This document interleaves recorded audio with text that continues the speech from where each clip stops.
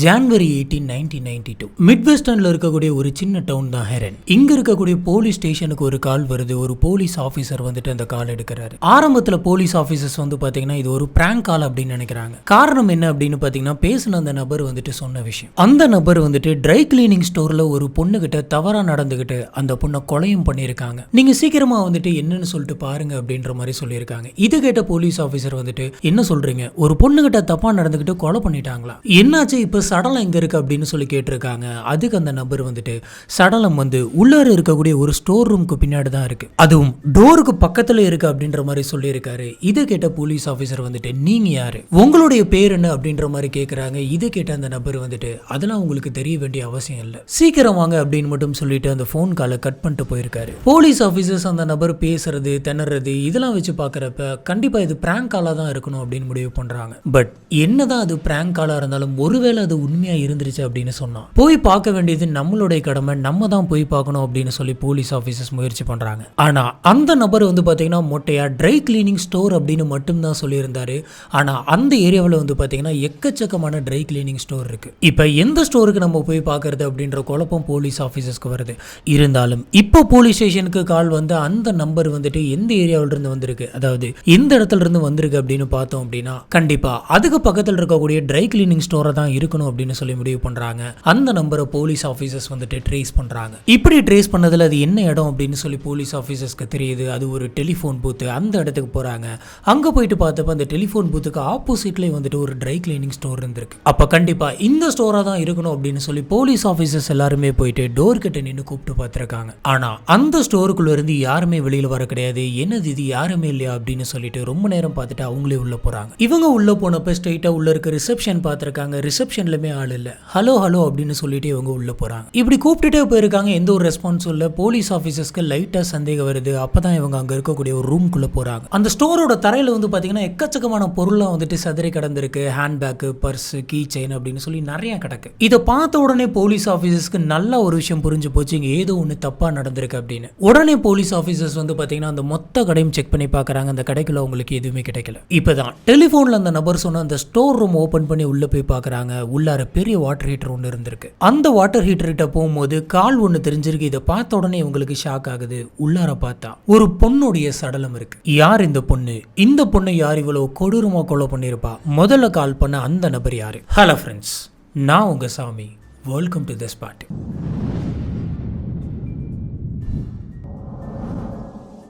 அந்த பொண்ணு இறந்துட்டாங்களா அப்படின்னு சொல்லி போலீஸ் ஆஃபீஸர்ஸ் அந்த பொண்ணுடைய பல்ஸ் செக் பண்ணி பார்க்குறாங்க. அந்த பொண்ணு வந்து பார்த்தீங்கன்னா இறந்து போயிருந்தது. அவங்களுடைய உடம்புல, கையில், காலில் அப்படின்னு சொல்லி எக்கச்சக்கமான காயங்கள் இருந்தது. இதை பார்த்த உடனே இது ஒரு கொலை தான் அப்படின்னு சொல்லி போலீஸ் ஆஃபீஸர்ஸ் கன்ஃபார்ம் பண்ணுறாங்க. உடனடியாக அந்த சடலத்தை பிரேத பரிசோதனைக்கு அனுப்பி வைக்கிறாங்க. இப்போ இந்த பொண்ணுடைய சடலம் கிடைச்சதுக்கு கொஞ்சம் பக்கத்தில் வந்து பார்த்தீங்கன்னா ஒரு மாப் ஸ்டிக் ஒன்று கிடைச்சிருக்கு. அதாவது கிளீன் பண்ணக்கூடிய ஒரு ஸ்டிக், அதுவும் இரும்பு மாப் ஸ்டிக். அதில் வந்து பார்த்தீங்கன்னா நிறைய ரத்த கரைகள்லாம் இருந்திருக்கு. இதை பார்த்த உடனே போலீஸ் ஆஃபீஸர்ஸ் கண்டிப்பா இதை யூஸ் பண்ணி தான் இந்த கொலையை பண்ணியிருக்கணும் அப்படின்றத கன்ஃபார்ம் பண்றாங்க. போலீஸ் ஆஃபீஸர்ஸ்க்கு ஃபர்ஸ்ட் தெரிய வேண்டிய விஷயம் யார் இந்த பொண்ணு, இறந்து போன இந்த பொண்ணு வந்துட்டு யார் அப்படின்னு சொல்லி இவங்க சர்ச் பண்றாங்க. இப்படி தேடினதுல இவங்களோட பேர் வந்துட்டு கேத்தி. இவங்களுக்கு 40 வயசு ஆகுது. இவங்க இந்த ட்ரை கிளீனிங் ஸ்டோர்ல தான் வந்துட்டு வேலை பார்த்துட்டு இருக்காங்கன்னு தெரியுது. இவங்களுக்கு வந்து பாத்தீங்கன்னா மொத்தம் 3 பெண் குழந்தைங்க இருக்காங்க. இவங்களுக்கு கல்யாணம் ஆயிருக்கு. ஆனா அந்த கல்யாணத்துல இவங்களுக்கும் ஹஸ்பண்டுக்கும் இடையில எக்கச்சக்கமான கருத்து வேறுபாடுகள் இருந்ததுனால இவங்களுக்கு அதுக்கப்புறம் டைவர்ஸும் ஆயிருக்கு. இவங்களை பொறுத்த வரைக்கும் அவங்களுடைய 3 குழந்தைங்க தான் உலகமே. அந்த 3 குழந்தைங்களுக்கு இவங்க அம்மாவை தவிர வேற யாருமே கிடையாது. இவங்களும் கஷ்டப்பட்டு வேலை பார்த்துக்கிட்டு அவங்களையும் பார்த்துக்கிட்டு ரொம்பவே கஷ்டப்பட்டு தான் வந்து இவங்களோட குடும்பத்தை சமாளிச்சிட்டு இருக்காங்க. அந்த 3 குழந்தைங்க கிட்ட இவங்க வந்துட்டு கொஞ்சம் கூட கண்டிப்பாவே இருக்க மாட்டாங்களாம். ஃப்ரெண்ட்ஸ் மாதிரி தான் வந்துட்டு பழகுவாங்க. கரெக்டா அன்னைக்கு வந்துட்டு ஆபீசர்ஸ் அந்த வீட்டுக்கு போனப்ப அந்த 3 குழந்தைங்களும் அவங்களுடைய அம்மா வருவாங்க அப்படின்னு சொல்லி காத்துக்கிட்டு இருந்தாங்க. அப்போ அவங்களுக்கு தெரிஞ்சிருக்காது அவங்க அம்மா இதுக்கு மேல வரவே மாட்டாங்க அப்படின்னு. அந்த ஸ்டோர் ஃபுல்லா வந்து பாத்தீங்கன்னா போலீஸ் ஆபீசர் சர்ச் பண்ணி பாக்குறாங்க. ஆனா அந்த ஸ்டோருக்குள்ள இவங்களுக்கு எதுவுமே கிடைக்கல. ஆனா ஸ்டோருக்கு வெளியில பேண்டி ஹவுஸ் அப்படின்ற ஒரு ட்ரெஸ் வந்துட்டு கிடைச்சிருக்கு. இது வந்து பாத்தீங்கன்னா விமன்ஸ் யூஸ் பண்ணக்கூடிய ஸ்கின் கலர்ல இருக்கக்கூடிய ஒரு ட்ரெஸ் அப்படின்னு சொல்றாங்க. இது துணிகள்லாம் இருக்கிற அந்த இடத்துல இல்லாம சம்பந்தமே இல்லாம கடைக்கு வெளியில கிடந்திருக்கு. இதை பார்க்கும்போது போலீஸ்க்கு சந்தேகமா இருந்திருக்கு. போலீஸ் ஆபீசர்ஸ் ஒருவேளை கொலைகாரன் இதை யூஸ் பண்ணி இருந்திருக்கலாம், தூக்கி வெளியில போட்டு இருந்திருக்கலாம் அப்படின்ற மாதிரி யோசிச்சு அதையுமே வந்துட்டு ஒரு எவிடன்ஸா கலெக்ட் பண்ணி வச்சுக்கிறாங்க. போலீஸ் ஆபீசர்ஸ்க்கு இதை தவிர வேற எந்த ஒரு தகவலும் கிடைக்கல. இப்போ இந்த கேஸை எப்படி மூவ் பண்ணிட்டு போறதுன்னு போலீஸ்க்கு தெரியல. அப்பதான் போலீஸ் ஆபீசர்ஸ்க்கு ஒரு விஷயம் தோணுது. அது என்ன அப்படின்னு பாத்தீங்கன்னா இந்த கேஸை நம்ம நகர்த்தி கொண்டு போனோம் அப்படின்னா தான். இந்த மாதிரி இங்க ஒரு பொண்ணுகிட்ட தவறா நடந்துகிட்டு கொலை பண்ணாங்க அப்படின்னு சொல்லி இவங்களுக்கு ஃபோன் பண்ண அந்த மர்ம நபர் யார் அப்படின்றத கண்டுபிடிக்கணும். அந்த நபர் வந்து பாத்தீங்கன்னா இந்த ட்ரை கிளீனிங் ஸ்டோருக்கு ஆப்போசிட்ல இருக்கக்கூடிய அந்த டெலிபோன் பூத்துல இருந்து தான் கால் பண்ணியிருக்காரு. அப்ப கால் பண்ணி சொன்ன அந்த நபருக்கு இங்க ஒரு கொலை நடந்திருக்கு அப்படின்ற விஷயம் எப்படி தெரியுது அப்படின்னா கண்டிப்பா இந்த கொலைக்கு சம்பந்தப்பட்ட ஏதோ ஒரு விஷயம் வந்து பாத்தீங்கன்னா இந்த நபருக்கு தெரிஞ்சிருக்கும். ஒருவேளை இவரே கூட உடந்தையா இருக்கலாம் அப்படின்ற மாதிரி யோசிக்கிறாங்க. தப்பு பண்ணல அப்படின்னு சொன்னா போலீஸ் ஆபீசர் வர வரைக்கும் அதே இடத்துல வெயிட் பண்ணி அதுக்கப்புறம் ரிப்போர்ட் பண்ணிருக்கலாம். அப்படி இல்லைன்னு சொல்லி இன்னொரு ஆங்கிள் நம்ம யோசிச்சு பார்த்தோம் அப்படின்னு சொன்னா கொலைகாரனுக்கு பயந்துட்டு கூட போலீஸ்க்கு பயந்துட்டு கூட தகவலை மட்டும் சொல்லிட்டு அந்த நபர் வந்துட்டு அந்த இடத்த விட்டு கிளம்பி இருக்கலாம். இது எப்படியோ இந்த கேஸை பத்தின ஏதோ ஒரு குழு வந்துட்டு கண்டிப்பா அந்த நபர்கிட்ட இருக்கு. இப்ப அந்த நபர் வந்துட்டு அந்த பூத்தில் இருந்து போன் பண்ணி பேசுறத சுத்தி இருக்கிற யாராச்சும் பார்த்திருந்தாங்க அப்படின்னு சொன்னா நம்மளுக்கு ஹெல்ப்பா இருக்கும். அதனால சுத்தி இருக்கிற யாராச்சும் அந்த நபர் போன் பேசுறத பாத்தீங்களா அப்படின்னு சொல்லி சுத்தி இருக்க எல்லாத்தையுமே கேட்டிருக்காங்க. இப்பதான் இவங்களுக்கு இன்னொரு எவிடன்ஸ் கிடைச்சிருக்கு. அது என்ன அப்படின்னு பாத்தீங்கன்னா இந்த பூத்குள்ள அந்த நபர் நின்று பேசிட்டு இருந்ததை பின்னாடி இருந்த கேஸ் ஸ்டேஷன்ல இருந்து ஒரு லேடி வந்துட்டு பார்த்திருக்காங்க. அந்த லேடி கிட்ட போலீஸ் ஆபீசர் வந்துட்டு அந்த நபர் எப்படி இருந்தா நீங்க எதுவும் பாத்தீங்களா எப்படி இருந்தா அப்படின்னு கேக்குறாங்க. அதுக்கு அந்த லேடி வந்துட்டு இல்ல நான் அவரோட முகத்தை பார்க்கல, அந்த நபர் வந்துட்டு அந்த பக்கமா நின்று தான் போன் பேசிட்டு இருந்தாரு, அதனால நான் பின்னாடி இருந்தான் பார்த்தேன். பேசிட்டு இருந்த அந்த நபர் வந்துட்டு ஒரு 6 அடி இருந்திருப்பாரு, அதை தவிர வேற எதுவுமே எனக்கு தெரியாது அப்படின்னு சொல்றாங்க. சரி, இப்போ நம்ம எல்லாத்துக்குமே ஒரு சந்தேகம் வந்திருக்கும். அது ஒரு டெலிஃபோன் பூத், அங்கே எக்கச்சக்கமான பேர் வந்துட்டு ஃபோன் பேசிட்டு போயிருப்பாங்க. அந்த லேடி எப்படி கரெக்டாக இந்த நபர் தான் அப்படின்னு சொல்லி கெஸ் பண்ணாங்க. காரணம் என்ன அப்படின்னு கேட்டிங்கன்னா கடைசியாக ஃபோன் பேசின நபர் அவர் தான். அவர் பேசிட்டு போனதுக்கு அப்புறமா யாருமே வந்துட்டு பேசல. ஏன்னா அதுக்குள்ள போலீஸ் ஆஃபீஸர்ஸ் அடுத்த 5-10 நிமிஷத்துக்குள்ளே அந்த இடத்துக்கு வந்துட்டாங்க. அதுக்கப்புறம் அந்த இடமே கும்பலாக கூடிருச்சு. இதை வச்சு தான் இவங்க கடைசியாக ஒரு நபர் வந்து பேசிட்டு போனார் அப்படின்ற அசம்ஷன்ல தான் சொல்லியிருக்காங்க. இப்போ போலீஸ் ஆஃபீஸர் வந்துட்டு இவர் தான் கடைசியாக பேசின நபர் அப்படின்றதுனால அவரோட கைரேகை வந்துட்டு அந்த ஃபோனோட ரிசீவர்ல இருக்கும். அதை எடுத்துட்டு போயிட்டு நம்ம லேப்ல கொடுத்தோம் அப்படின்னு சொன்னா இந்த ஃபிங்கர் பிரிண்ட்டை நம்ம கலெக்ட் பண்றதுக்கான வாய்ப்பு இருக்கு அப்படின்னு சொல்லி அந்த ரிசீவரை மட்டும் கட் பண்ணி எடுத்துட்டு போயிட்டு ஃபாரன்சிக் டிபார்ட்மெண்ட்டுக்கு தராங்க. இதெல்லாம் ஒரு பக்கம் இருக்கு. அந்த ட்ரை கிளீனிங் ஸ்டோரை வந்துட்டு போலீஸ் ஆஃபீஸர் செக் பண்ணப்ப அங்க இருந்த ஒரு டேபிள் மேல ஒரு செக் ஒன்று இருந்திருக்கு. அந்த செக்ல $14.30 அப்படின்னு சொல்லி எழுதி சைன் பண்ணிருக்காங்க. இப்போ போலீஸ் ஆஃபீஸர்ஸ் இந்த செக்கே அப்படி டேபிள் மேலேயே இருக்கு. இந்த செக் வந்துட்டு யாருடையது, இது யாருடைய கையெழுத்து அப்படின்னு சொல்லி ட்ரேஸ் பண்ண ஆரம்பிக்கிறாங்க. இப்படி செக் பண்ணப்ப அந்த செக் எழுதி தந்த அந்த நபர் வந்து பாத்தீங்கன்னா இந்த ட்ரை கிளீனிங் ஸ்டோருக்கு வரக்கூடிய ஒரு கஸ்டமர் அப்படின்னு தெரியுது. இது ஒரு லேடி கஸ்டமர். உடனே போலீஸ் ஆஃபீஸர் வந்துட்டு அந்த லேடி கஸ்டமர்கிட்ட போயிட்டு அன்னைக்கு நீங்க எப்போ வந்தீங்க, என்ன பார்த்தீங்க அப்படின்னு கேட்கறாங்க. அப்ப அந்த லேடி என்ன சொல்றாங்க அப்படின்னு பாத்தீங்கன்னா நான் அன்னைக்கு காலையில வந்து பார்த்தப்ப உள்ளார யாருமே இல்லை, நான் முன்னாடி நாள் ஈவினிங் தான் வந்து பாத்தீங்கன்னா என்னோட கொஞ்சம் ட்ரெஸ் எல்லாம் கொடுத்து ட்ரை கிளீனிங் பண்ணி வச்சிருங்க அப்படின்னு சொல்லிட்டு போனேன். அதை வாங்கலாம் அப்படின்னு சொல்லிட்டு தான் அடுத்த நாள் மார்னிங் நான் வந்துட்டு போனேன். நான் போய் பார்த்தப்ப அந்த கடைக்குள்ள யாருமே இல்லை, என்னோட ட்ரெஸ்ஸஸ் எல்லாமே கிளீன் பண்ணி வச்சிருந்தாங்க. சரி எனக்கு டைம் ஆகுது அப்படின்னு சொல்லிட்டு அந்த ட்ரெஸ் எல்லாம் கலெக்ட் பண்றதுக்கு முன்னாடி செக்ல இந்த மாதிரி அந்த ட்ரெஸ்ஸுக்கான காசை எழுதி நான் சைன் போட்டு அந்த இடத்துல வச்சுட்டேன். இதுக்கப்புறமா என்னோட ட்ரெஸ்ஸஸ் எல்லாத்தையுமே கலெக்ட் பண்ணிட்டு நான் போகும்போது ரூம்குள்ள இருந்து ஒரு நபர் வந்துட்டு வெளியில வந்தாரு. அவரு என்ன பார்த்து உங்களுக்கு எதனாச்சும் ஹெல்ப் வேணுமா அப்படின்னு சொல்லி கேட்டாரு. அதுக்கு நான் அதெல்லாம் ஒன்றும் இல்லை, என்னோட ட்ரெஸ்ஸஸ் எல்லாத்தையுமே நான் கலெக்ட் பண்ணிட்டு அதெல்லாம் கிளீன் பண்ணியாச்சு, உங்க ஸ்டோருக்கான அமௌண்ட் வந்துட்டு நான் செக் எழுதி அங்க இருக்கக்கூடிய அந்த டேபிள் மேல வச்சிருக்கேன், எடுத்துக்கங்க அப்படின்னு சொல்லியிருக்காங்க. அதுக்கப்புறம் சரி எனக்கு டைம் ஆகுது நான் வரேன் அப்படின்னு சொல்லிட்டு அந்த இடத்த விட்டு கிளம்பிட்டேன் அப்படின்னு சொல்றாங்க. உடனே போலீஸ் ஆஃபீஸர் வந்துட்டு அந்த லேடி கிட்ட இதுக்கு முன்னாடி நீங்க அந்த நபரை பார்த்திருக்கீங்களா அப்படின்னு கேட்குறாங்க. அதுக்கு அந்த லேடி வந்துட்டு இல்லை இதுக்கு முன்னாடி நான் அந்த நபரை பார்த்ததே இல்லை அப்படின்னு சொல்றாங்க.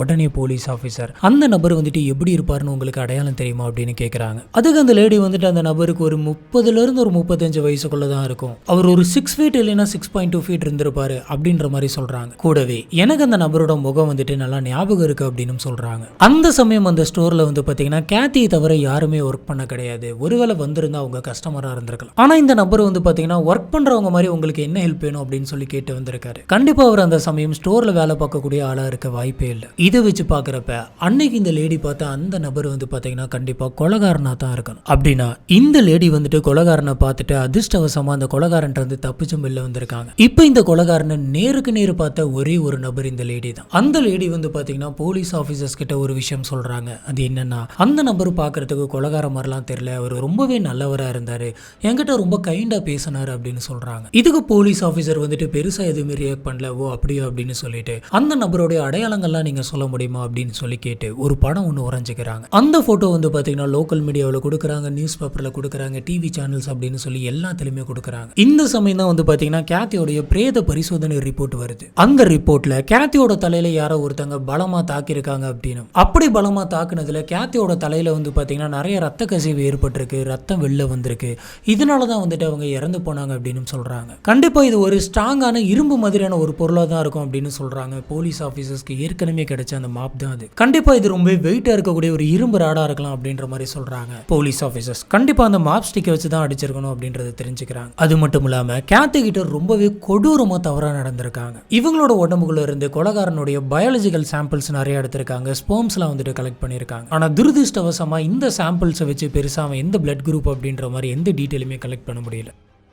காரணம் என்ன அப்படின்னு பார்த்தீங்கன்னா அப்போ இருந்த டெக்னாலஜி. அது மட்டும் இல்லாமல் இவன் நான் செக்ரியேட்டர் அப்படின்னு சொல்கிறாங்க. இது வந்து பார்த்தீங்கன்னா ரொம்ப ரேரான விஷயம். ஏபிஓ பிளட் குரூப்பில் இருக்கவங்களுக்கு சில சமயங்களில் இந்த மாதிரி நடக்கும். இதனால இவன் ஒரு நான் செக்ரியேட்டராக இருந்ததுனால இவனோட பயாலஜிக்கல் சாம்பிள்ல இருந்து டிஎன்ஏ ப்ரொஃபைல் கண்டுபிடிக்கிறதுக்கு ரொம்பவே கஷ்டமாக போச்சு. ஆனால் ஃபிங்கர் பிரிண்ட் வச்சு கண்டுபிடிக்கலாம் அப்படின்னு சொல்லி யோசிக்கிறாங்க. ஏன்னா போலீஸ் ஆஃபீஸர்ஸ்க்கு இப்போ கிடைச்ச பயாலஜிக்கல் சாம்பிளுமே வந்து பார்த்தீங்கன்னா யூஸ் இல்லாமல் போயிடுது. இப்போ போலீஸ் கிட்ட இருக்கக்கூடிய ஒரே ஒரு எவிடன்ஸ் அந்த ஃபோன் ரிசீவர் மட்டும்தான். போலீஸ் ஆஃபீஸருக்கு வந்து பார்த்தீங்கன்னா ஃபோன் பண்ண அந்த நபர் மேலே சந்தேகமாக இருந்தது. சொல்லப்போனால் அவர் கூட கொலைகாரனாக இருக்கலாம் அப்படின்னு யோசிச்சாங்க. இப்போ அந்த ஃபோன் ரிசீவர்ல இருந்து ஃபிங்கர் பிரிண்ட் எடுக்கணும் அப்படின்னு சொன்னால் அது மேலே பவுடர் போட்டு ப்ரஷ்லாம் வந்துட்டு பண்ணணும். இப்படி பண்ணுற அந்த மெத்தட்னால இந்த ஃபிங்கர் பிரிண்ட்லாம் வந்துட்டு எரேஸ் ஆகிறதுக்கு கூட கொஞ்சம் சான்சஸ் இருக்கு. அதனால போலீஸ் ஆஃபீஸர் வந்து பார்த்தீங்கன்னா வேற எதனாச்சும் ஒரு டெக்னிக்கை யூஸ் பண்ணலாம் அப்படின்ற மாதிரி யோசிச்சாங்க. இதனால இவங்க சூப்பர் க்ளூ ஃபார்மிங் அப்படின்ற ஒரு டெக்னிக்கை கொண்டு வந்தாங்க. இது எந்த மாதிரியான ஒரு டெக்னிக் அப்படின்னு பார்த்தீங்கன்னா ஒரு குறிப்பிட்ட கெமிக்கலை வந்துட்டு ஹீட் பண்ணி அதோட வேப்பரை வந்துட்டு அந்த போன் ரிசீவர் மேல பட வைப்பாங்க. இப்படி படுறதுனால அந்த வேப்பர்லாம் போயிட்டு அந்த ஃபிங்கர் பிரிண்ட் பதிஞ்சிருக்க அந்த இடத்துக்கு மேல போயிட்டு அப்படி ஃபார்ம் ஆகும். எங்கெங்கெல்லாம் ஃபிங்கர் பிரிண்ட் இருக்கோ அங்கெங்கெல்லாம் போயிட்டு படிய ஆரம்பிக்கும். அதுக்கு மேல போயிட்டு இவங்க எதனாச்சும் ஃபிங்கர் பிரிண்ட் பவுடரை வந்துட்டு ட்ரையா அப்படி யூஸ் பண்ணாங்க அப்படின்னு சொன்னா ஒட்டுமொத்த ஃபிங்கர் பிரிண்ட்டுமே கம்ப்ளீட்டா எடுத்துடலாம். சிம்பிளா சொல்லணும்னா இந்த டெக்னிக்ல அந்த கெமிக்கல் வேப்பர் போயிட்டு இந்த ஃபிங்கர் பிரிண்ட் மேலே படிஞ்சு அதை அப்படியே ப்ரொடெக்ட் பண்ணும். இதனால அது வந்து பாத்தீங்கன்னா அவ்வளவு சீக்கிரத்துல எரேஸ் ஆகாது. இதுக்காக இவங்க அந்த ரிசீவர் வந்து பாத்தீங்கன்னா ஒரு பெரிய பாக்ஸ்குள்ள போட்டு அந்த குறிப்பிட்ட கெமிக்கல் வந்துட்டு ஹீட் பண்ணி உள்ள வைக்கிறாங்க. இப்போ ஃபிங்கர் பிரிண்ட் மேல எல்லாமே படிஞ்சிருச்சு. இதுக்கப்புறம் கடைசி ப்ராசஸா ஒரு டை அதுக்கு மேல அப்ளை பண்ணி அந்த ஃபிங்கர் பிரிண்ட்ஸை எடுக்கணும். இந்த டையோட பேர் வந்து பாத்தீங்கன்னா ஆர்ட்ராக்ஸ். ஆனா இந்த டை வந்து பாத்தீங்கன்னா அந்த சமயத்துல போலீஸ் ஆபீசர்ஸ்க்கு கிடைக்கல. அவங்களும் பல இடங்கள்ல போயிட்டு இதை பத்தி கேட்டு பார்த்தாங்க. ஆனா அவங்களுக்கு அது கிடைக்கவே இல்லை. இப்போ என்ன பண்றது அப்படின்னு சொல்லி யோசிச்சதுக்கு அப்புறமா சரி நம்ம அல்ட்ரா வயலட் ரேஸை வச்சு எதனாச்சும் பண்ணலாம் அப்படின்னு முடிவு பண்றாங்க. உடனே அந்த ரிசீவரை கொண்டு போயிட்டு அல்ட்ரா வயலட் ரேஸ்ல வச்சு பாக்குறாங்க. அந்த ஒட்டுமொத்த ஃபிங்கர் பிரிண்ட்டுமே கிளியரா தெரியுது. இப்போ அந்த கம்ப்ளீட் ஃபிங்கர் பிரிண்ட் வந்துட்டு ட்ரேஸ் எடுத்துக்கிறாங்க. போட்டோகிராஃப்ஸ்லாம் வந்துட்டு எடுத்துக்கிறாங்க. இப்போ போலீஸ் ஆஃபீஸர்ஸ்க்கு கிடைச்சிருக்க அந்த ஃபிங்கர் பிரிண்ட் வந்துட்டு கொலைகாரனோட தான். இது ஒரு டெலிஃபோன் பூத் அப்படின்றதுனால ஒரு நாளைக்கு நூற்றுக்கணக்கான பேர் வந்துட்டு அந்த ரிசீவரை தொட்டிருப்பாங்க. இப்படி இருக்கிறப்ப இவங்களுக்கு கிடைச்ச அந்த கைரேகை வந்துட்டு கண்டிப்பா கொலைகாரனோட தான் அப்படின்னு சொல்லி இவங்க எப்படி கன்ஃபார்ம் பண்ண முடியும்? இருந்தாலும் நம்ம செக் பண்ணி பார்க்கலாம் அப்படின்னு சொல்லி அவங்க கிட்ட இருக்கக்கூடிய ஃபிங்கர் பிரிண்ட் டேட்டா பேஸ் எல்லாத்துக்கூடையும் வச்சு மேட்ச் பண்ணி பார்க்குறாங்க. இவங்களோட துரதிர்ஷ்டவசம் இந்த ஃபிங்கர் பிரிண்ட் வந்து பார்த்தீங்கன்னா டேட்டா பேஸில் இருக்க எது கூடயுமே மேட்ச் ஆகல. இவ்வளவு ட்ரை பண்ணியுமே இந்த கேஸில் ஒன்றுமே கிடைக்கல அப்படின்னு சொல்லி போலீஸ் ஆஃபீஸர்ஸ்க்கு இது பயங்கர கடுப்பா இருக்கு. இந்த சமயம் தான் வந்து பாத்தீங்கன்னா கேத்தியோட ஃப்ரெண்ட் ஒருத்தங்க வந்துட்டு போலீஸ் ஸ்டேஷன் வராங்க. வந்து சில உண்மைகளை சொல்றாங்க. அது என்னன்னா கேத்திக்கு வந்துட்டு ஒரு அன்னோன் நம்பர்ல இருந்து அடிக்கடி கால் வந்துகிட்டே இருக்கு. அந்த போன் பேசுற அந்த மர்மமான நபர் வந்து பாத்தீங்கன்னா கேத்தி கிட்ட உன்னோட கால் நகத்துக்கு நீ எந்த நெயில் பாலிஷ் போட்டிருக்க, அது என்ன கலர் அப்படின்ட்டுலாம் அடிக்கடி போன் பண்ணி கேட்பானோ. இவன் நான் உன்னை வாட்ச் பண்ணிட்டு தான் இருக்கேன், நீ எனக்கு வேணும் அப்படின்ற மாதிரி ரொம்ப மோசமா அடிக்கடி பேசியிருக்கான். பல முறை வந்து பாத்தீங்கன்னா கேத்திக்கு போன் பண்ணி அவன் மிரட்டி இருக்கான். இந்த போன் கால்ஸ் எதுவுமே வந்துட்டு கேத்தியோட பர்சனல் நம்பருக்கு வர கிடையாது. இது எல்லாமே கேத்தி வேலை பார்க்கக்கூடிய அந்த ஸ்டோரோட நம்பருக்கு தான் வந்திருக்கு. போலீஸ் ஆஃபீஸர்ஸ்க்கு இப்போ வந்து பாத்தீங்கன்னா சின்னதா ஒரு க்ளூ கிடைச்சிருக்கு. இதை கன்ஃபார்ம் பண்ணும் அப்படின்றதுக்காக உடனடியாக போயிட்டு விசாரிக்கிறாங்க. உடனே ஆஃபீஸர்ஸ் அந்த ஸ்டோருக்கு போயிட்டு அந்த அன்னோன் நம்பர்ல இருந்து எதனாச்சும் கால் வந்திருக்கா அப்படின்ற மாதிரி பாக்குறாங்க. இப்படி இவங்க அந்த போன் ரெக்கார்டை போய் செக் பண்ணப்ப தினம் வந்து பாத்தீங்கன்னா எக்கச்சக்கமான கால்ஸ் வந்துட்டு அந்த அன்னோன் நம்பர்ல இருந்து வந்துட்டு இருந்திருக்கு. இன்னும் சொல்ல போனா சம்பவம் நடந்த அன்னைக்கு கூட வந்து பாத்தீங்கன்னா நிறைய போன் கால்ஸ் வந்துட்டு தான் இருந்திருக்கு. போலீஸ் ஆஃபீஸர்ஸ் இந்த கால்ஸ் எல்லாம் வந்துட்டு எங்க இருந்து வருது அப்படின்னு சொல்லி செக் பண்றாங்க. இப்படி செக் பண்ணதுல இந்த கால்ஸ் எல்லாம் வந்து பாத்தீங்கன்னா ஜீக்லர் அப்படின்ற ஒரு டவுன்ல இருந்தா வருது அப்படின்னு தெரியுது. இந்த டவுன் வந்து பாத்தீங்கன்னா இந்த ஸ்டோர் இருக்கிறதுக்கு 150 கிலோமீட்டர் தள்ளி இருக்கு. அந்த டவுனுக்கு கொஞ்சம் மைல் டிஸ்டன்ஸ்ல இருக்கக்கூடிய ஒரு வீட்ல இருந்தா வந்து பாத்தீங்கன்னா இந்த கால் வந்துட்டு இருக்கு அப்படின்னு தெரியுது. இது மூலமா அன்னைக்கு போன் கால் பண்ண அந்த நபர் யார் அப்படின்றதையும் போலீஸ் ஆபீசர்ஸ் வந்துட்டு கண்டுபிடிக்கிறாங்க. டைரக்டா இவங்க அந்த ஏரியாவுக்கே போறாங்க. அங்க போயிட்டு அந்த நபரை பத்தி விசாரிக்கிறாங்க. அந்த நபருக்கு 25 வயசு. இவர் ஒரு கன்ஸ்ட்ரக்ஷன்ல வேலை பார்த்துட்டு இருக்காரு. போலீஸ் ஆபீசர்ஸ் போயிட்டு அந்த நபரை பார்த்த உடனே நீ என்ன கலர் நெயில் பாலிஷ் போட்டிருக்க அப்படின்னு சொல்லி அந்த நபர்கிட்ட கேட்டாங்க. இதை கேட்ட உடனே அந்த நபருக்கு திக்குன்னு தூக்கி போட்டிருக்க. அந்த நபர் என்ன பேசுறதுன்னே தெரியாம முழிச்சுக்கிட்டு இருந்தான். போலீஸ் ஆபீசர்ஸ் அந்த நபரை அதே இடத்துல வச்சு விசாரிக்கிறாங்க. அதுக்கு அந்த நபர் வந்துட்டு ஆமா நான் தான் கேத்திக்கு கால் பண்ணேன், அடிக்கடி பண்ணேன். ஆனா நான் வந்துட்டு கேத்தியை கால் பண்ண கிடையாது. கேத்தி இந்த மாதிரி கால் பண்ணி டிஸ்டர்ப் பண்ணலாம், அதனால ஒரு சந்தோஷம் கிடைக்கும் அப்படின்னு நான் நினைச்சேன். சிம்பிளா சொல்லணும்னா அவங்கள வச்சு நான் கொஞ்சம் டைம் பாஸ் பண்ணும் அப்படின்னு நினைச்சேன். அதனால அதனால தான் தினம் இந்த மாதிரி ஒரு 5-6 கால் பண்ணிட்டு இருந்தேன். மற்றபடி கேத்தியோட கொலைக்கும் எனக்கும் எந்த விதமான சம்பந்தமும் இல்லை அப்படின்னு சொல்லி அந்த நபர் சொல்கிறான்.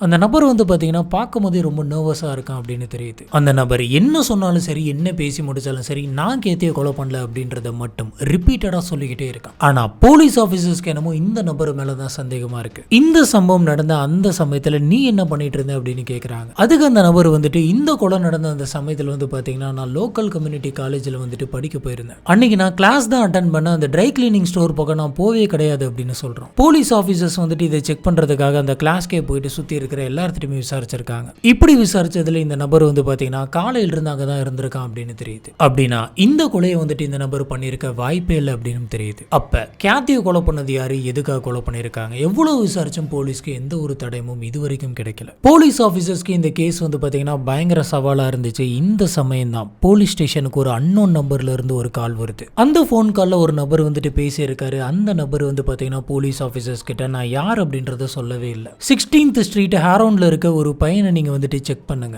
அந்த பையனோட பேர் வந்து பாத்தீங்கன்னா பால் டெய்லர். ரீசெண்டா டிசம்பர்ல தான் அவன் ஜெயில இருந்து ரிலீஸ் ஆகி வெளியில வந்திருக்கான். அதுவும் என்ன மாதிரியான கேஸ்ல அவன் அரெஸ்ட் ஆனா அப்படின்னு பாத்தீங்கன்னா அது ஒரு பொண்ணுக்கு பாலியல் தொந்தரவு பண்ண வழக்கு. கண்டிப்பா அவனுக்கும் கேத்தியோட கொலைக்கும் ஏதோ ஒரு சம்பந்தம் இருக்கும் அப்படின்னு சொல்லிட்டு அந்த போனை கட் பண்ணிருக்காங்க. போலீஸ் ஆபீசர்ஸ்க்கு இந்த கால் பண்ண அந்த நபர் சொன்ன அந்த விஷயங்கள் எல்லாமே உண்மையா இல்ல பொய்யா அப்படின்னு தெரியாது. பட் இருந்தாலும் இதை வந்துட்டு ஒரு கிராஸ் செக் பண்ணும் அப்படின்னு சொல்லி இவங்க யோசிச்சாங்க. ஃபர்ஸ்ட் இந்த பால் டெய்லர் யார் அப்படின்னு சொல்லி விசாரிக்க ஆரம்பிச்சாங்க. இவனுக்கு வெறும் 20 வயசு தான் ஆகுது. இந்த ட்ரை கிளீனிங் ஸ்டோர்ல இருந்து ஒரு 2 ஸ்டோர் தள்ளி தான் வந்து பாத்தீங்கன்னா இவங்க அம்மாவுடைய வீடு இருக்கு. அங்கதான் வந்து பாத்தீங்கன்னா பால் வந்துட்டு தங்கி இருக்கான். இவன் ஜெயில இருந்து வெளியில வந்ததுக்கு அப்புறமா அங்க இருக்கக்கூடிய ஒரு ஃபாஸ்ட் ஃபுட் ரெஸ்டாரண்ட்ல தான் வந்துட்டு வேலை பார்த்துட்டு இருக்கான். அந்த ரெஸ்டாரண்ட்ல வேலை பார்க்கறவங்க எல்லாத்தோட யூனிஃபார்மையுமே கேத்தி ஒர்க் பண்ற அந்த ட்ரை கிளீனிங் ஸ்டோர்ல தான் வந்துட்டு துவைக்கிறதுக்கு தருவாங்களாம். அண்ட் இன்னொரு முக்கியமான விஷயம், இந்த ட்ரெஸ்ஸஸ் எல்லாத்தையுமே கொண்டு போயிட்டு தரக்கூடிய அந்த நபர் தான் இந்த பால் டெய்லர். இந்த நபரை பத்தி ஸ்ட்ரைட்டா நம்ம போயிட்டு ரெஸ்டாரண்ட்ல விசாரிச்சிடலாம் அப்படின்னு இவங்க முடிவு பண்றாங்க. இதுபடி அந்த ரெஸ்டாரண்டோட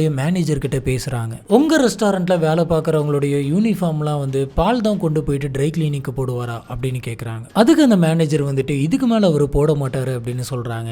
ஏன் அப்படின்னு ஆபீசர்ஸ் கேட்க 15 நிமிஷத்துக்கு முன்னாடி தான் அவர் கால் பண்ணாரு. கால் பண்ணி நான் கம்ப்ளீட்டா லூசியானாவுக்கு போயிட்டு அங்க போயிட்டு வேலை பார்க்கலாம் அப்படின்னு முடிவு பண்ணிருக்கேன். அதனால இதுக்கு மேல நான் இங்க வேலை பார்க்க வரமாட்டேன் அப்படின்னு சொன்னாரு. நானும் சரின்னு சொல்லிட்டேன் அப்படின்ற இன்ஃபர்மேஷனை வந்துட்டு அந்த மேனேஜர் கொடுத்திருக்காரு. போலீஸ் உடனே டெய்லரோட வீட்டுக்கு போறாங்க. போயிட்டு டெய்லரை பாக்குறாங்க. போலீஸ் ஆபீசர்ஸை பார்த்த உடனே டெய்லர் வந்துட்டு நான் இப்பதான் என்னோட வேலையை முடிச்சுட்டு வீட்டுக்கு வந்தேன் அப்படின்னு சொல்றான். எதுக்கு நீ இப்படி போய் சொல்ற, இப்பதான் உன்னுடைய மேனேஜரை பார்த்து நாங்க பேசணும், இதுக்கு மேல நான் வேலைக்கு வர மாட்டேன், நீ போன் பண்ணி சொன்னதா சொன்னாங்க. ஆனா நீ என்னடானா நான் இப்பதான் வேலைக்கு போயிட்டு வீட்டுக்கு வரேன் அப்படின்ற மாதிரி சொல்ற, எதுக்கு போய் சொல்லணும் அப்படின்னு கேக்குறாங்க. உடனே பால் வந்துட்டு போலீஸ் ஆபீசர்ஸை பார்த்து நான் ஒன்னும் கேத்தியை கொலை பண்ண கிடையாது அப்படின்னு சொல்றான். இதுக்கு போலீஸ் ஆபீசர்ஸ் வந்துட்டு கேத்தியை பத்தி நான் உன்ட்டு எதுவுமே கேட்கலையே, நீ ஏன் இதுக்கு நான் கொலை பண்ணலன்னு சொல்லிட்டு இருக்க, அப்படின்னா நீ தான் பண்ணியா அப்படின்னு கேக்குறாங்க. இதுக்கு பால் டெய்லர் கிட்ட இருந்து எந்த ஒரு பதிலுமே வரல. சரி சொல்லு, சம்பவம் நடந்த அன்னைக்கு நீ எங்க இருந்த அப்படின்னு கேக்குறாங்க. அதுக்கு பால் டெய்லர் வந்துட்டு சம்பவம் நடந்த அன்னைக்கு நான் கம்ப்ளீட்டா வீட்டுல தான் இருந்தேன் அப்படின்னு சொல்றான். இவன் தான் கொலைகாரனா இருப்பான் அப்படின்ற மாதிரி போலீஸ் யோசிச்சாங்க.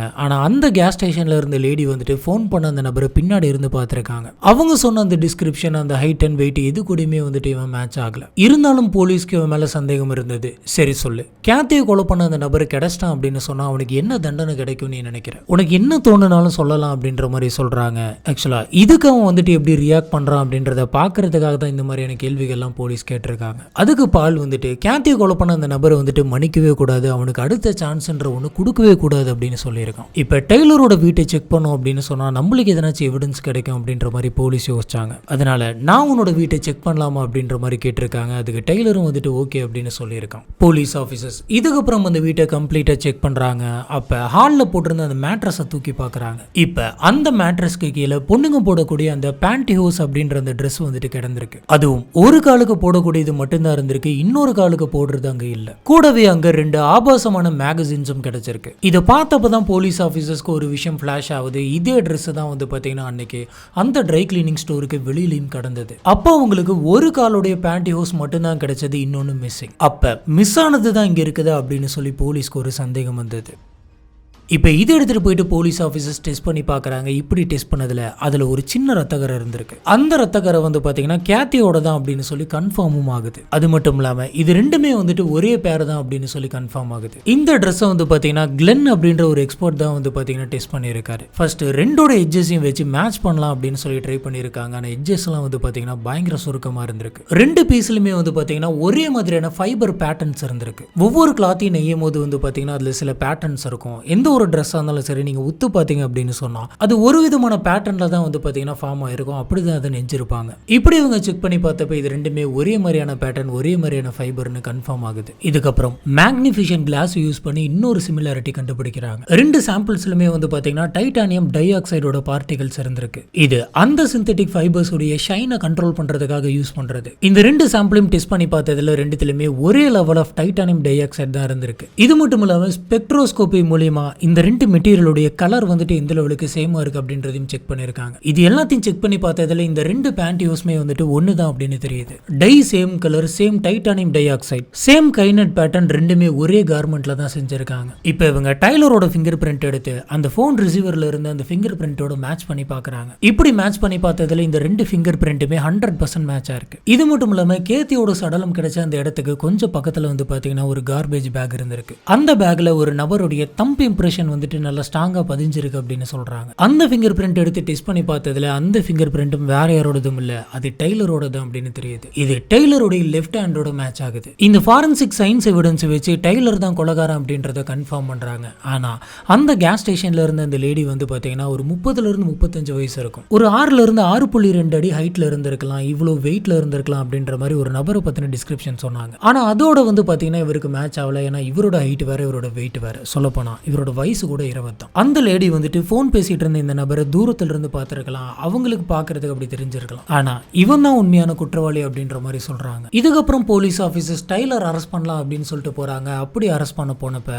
அவன் வீட்டுல இல்ல. அதுக்கு பதிலா ஒரு ராக் பேண்ட் கான்சர்ட்ல இருந்திருக்கான். பயங்கர ஹாப்பியா ஜாலியா என்ஜாய் பண்ணிட்டு இருந்திருக்கான். இந்த மாதிரி நம்ம ஒரு கொலையை பண்ணிட்டோம், அதனால மாட்டிக்கிட்டோம் அப்படின்ற எந்த ஒரு குற்ற உணர்வுமே அவங்க கிட்ட கிடையாது. ரொம்பவே ஜாலியா மியூசிக் என்ஜாய் பண்ணிட்டு இருக்கான். போலீஸ் அரெஸ்ட் பண்ணி கூட்டு போகும்போது கூட போலீஸ் கிட்டே ஜோக் அடிச்சு சிரிச்சிட்டு இருந்திருக்கான். போலீஸ் ஆபீசர்ஸ் எல்லாம் இவங்க கிட்ட சொல்லி என்ன நடந்துச்சு அப்படின்னு சொல்லி கேட்டுட்டே இருந்திருக்காங்க.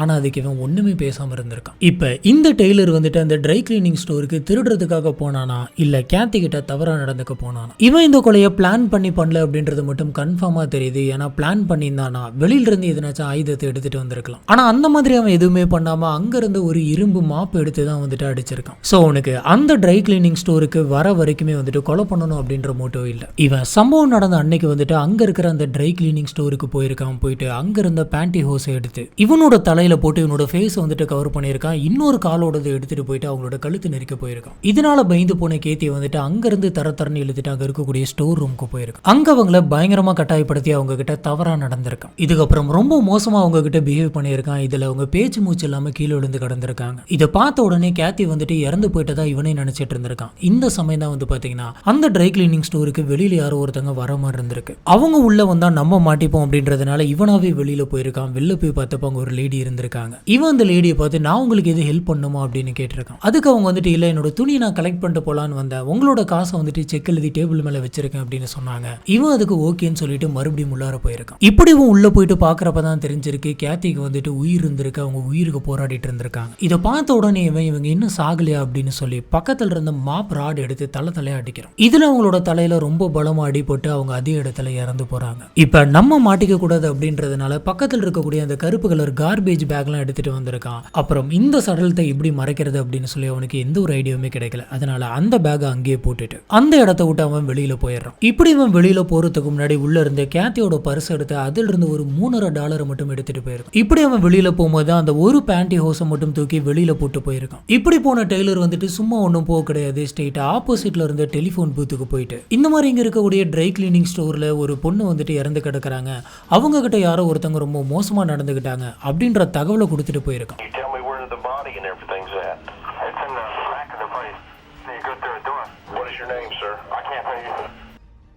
இதில் ஒரு ஆச்சரியமான விஷயம் என்ன அப்படின்னு பார்த்தீங்கன்னா, போலீஸ் ஆஃபீஸர்ஸ்க்கு இவனே இந்த கொலையை பண்ணிட்டு இவனே கால் பண்ணி சொன்னது தான். சொல்லப்போனால் போலீஸ் என்ன சொல்கிறாங்க அப்படின்னு பார்த்தீங்கன்னா, சில கேஸஸில் கொலை பண்ணவங்களே இந்த மாதிரி ஃபோன் பண்ணி அவங்களுக்கான க்ளூவை கொடுத்துட்டு போவாங்க அப்படின்னு சொல்கிறாங்க. ஆனால் இது எந்த மாதிரியான மனநிலை அப்படின்னு தெரியல. இந்த கேஸ் வந்துட்டு போலீஸ் ஆஃபீஸர்ஸ்க்கு ஒரு சேலஞ்சிங்காக இருக்கட்டும், கண்டிப்பாக அவங்களால நம்மள பிடிக்க முடியாது அப்படின்ற கான்ஃபிடென்ட் இருக்கவங்க தான் இந்த மாதிரியான விஷயங்கள்லாம் பண்ணுவாங்களாம். இப்போ போலீஸ் ஆஃபீஸர்ஸ் வந்துட்டு அவங்க கலெக்ட் பண்ண சில எவிடன்ஸ், ஃபாரன்சிக் டிபார்ட்மெண்ட் கலெக்ட் பண்ண எவிடன்ஸ், இது எல்லாத்தையுமே எடுத்துட்டு போயிட்டு அவங்ககிட்ட காமிச்சு, இதுக்கு மேலே நீ தப்பிக்க முடியாது, நீ மாட்டிக்கிட்ட அப்படின்னு சொல்றாங்க. இதை கேட்ட பால் டெய்லர் வந்துட்டு அப்புறம் இதுக்கு மேலே போய் சொல்லிக்கிட்டு, ஆமா நான் தான் இந்த கொலையை பண்ணேன், நான் தான் கேத்திக்கிட்ட தவறாக நடந்துக்கிட்டேன் அப்படின்னு சொல்றேன். எனக்கு ஏற்கனவே கேத்தியை தெரியும், இந்த ட்ரெஸ் எல்லாம் கொடுக்கறதுக்காக நான் பல முறை வந்து பார்த்தீங்கன்னா இந்த ஸ்டோருக்கு போயிருக்கேன். இந்த கேத்தியை வந்துட்டு எனக்கு ரொம்ப ரொம்ப பிடிச்சிருந்தது, அவங்க கூட இருக்கணும் அப்படின்றது எனக்கு ரொம்ப நாள் ஆசை. ஆனா சம்பவம் நடந்த அன்னைக்கு வந்துட்டு நான் எதுக்காக அந்த ட்ரை கிளீனிங் ஸ்டோர் போனேன் அப்படின்னு எனக்கே தெரியல. நான் பாட்டு கிளம்பி போயிட்டேன். அங்க கேத்தி மட்டும் தான் தனியா இருந்தாங்க. அங்க போயிட்டு அவங்க கிட்ட தவறா நடந்துக்க முயற்சி பண்ணேன். ஆனா அவங்க பயங்கரமா கத்த ஆரம்பிச்சிட்டாங்க. எனக்கு என்ன பண்றது அப்படின்னு தெரியல. அதனாலதான் அவங்க கிட்ட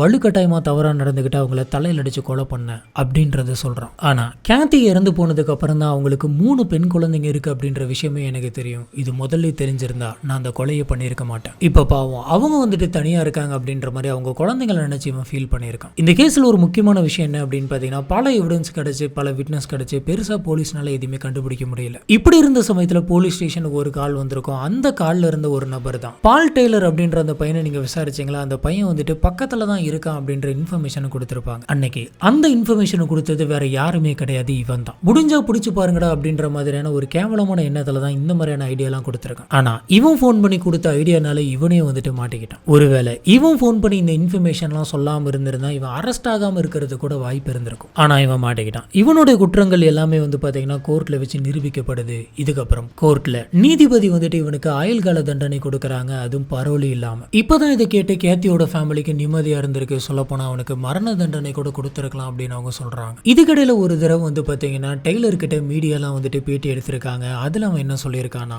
கேத்தியை கொலை பண்ணதுல எனக்கு கொஞ்சம் கூட வருத்தமே கிடையாது அப்படின்னு சொல்லியிருக்கான். ஆனா அந்த 3 பெண் குழந்தைங்க வந்துட்டு கேத்தியை எதிர்பார்த்து காத்துட்டு இருப்பாங்க. அதனாலதான் எனக்கு கொலை பண்ணது கொஞ்சம் கஷ்டமா இருக்கு அப்படின்னு சொல்லியிருக்கான்.